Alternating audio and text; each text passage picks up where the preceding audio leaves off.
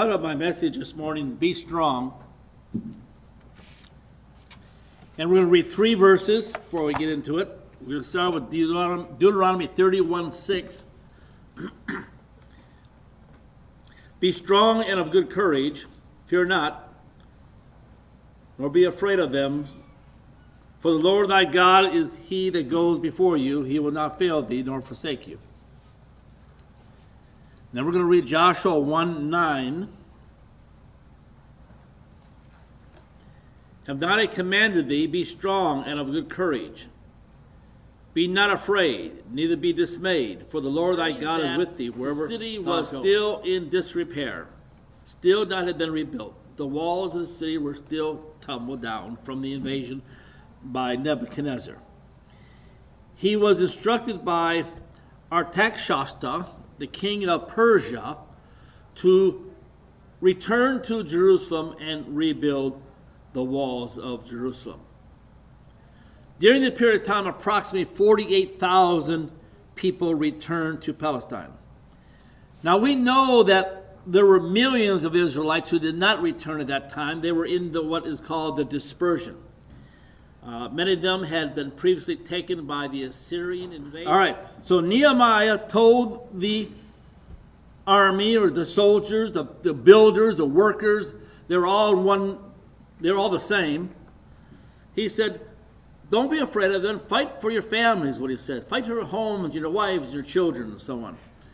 Now we're going to look at Nehemiah because there was attempts to prevent the city of Jerusalem of being rebuilt, the walls of being rebuilt. The task, he was invited to come and have a powwow with these people, and yet he was aware that they're possibly going to harm him.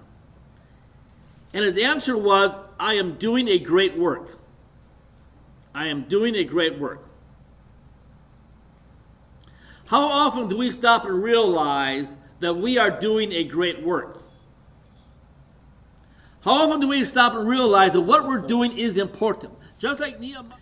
I consider that probably one way to become immune to that would be that simply, and I'm not in this state, I don't know anybody here that is in this position, but I can imagine a way to become immune to that threat would that no matter how much wealth you have, just live like a poor man. And when they threaten you with your wealth, say, and how is that going to affect my lifestyle? It won't. Nehemiah said, I am doing a great work. I will not be distracted. I'll keep on course. He said, I can't leave this great project and go down and meet with you. Bigots or haters or monsters. And so they refrain back. They fall back from the mission. This man invited Nehemiah down and said, well, now let's get together. He says, there's this rumor going around that you are just going to proclaim yourself king. Now Nehemiah could have ran down there and said, wait a minute, that's not true. That's not true.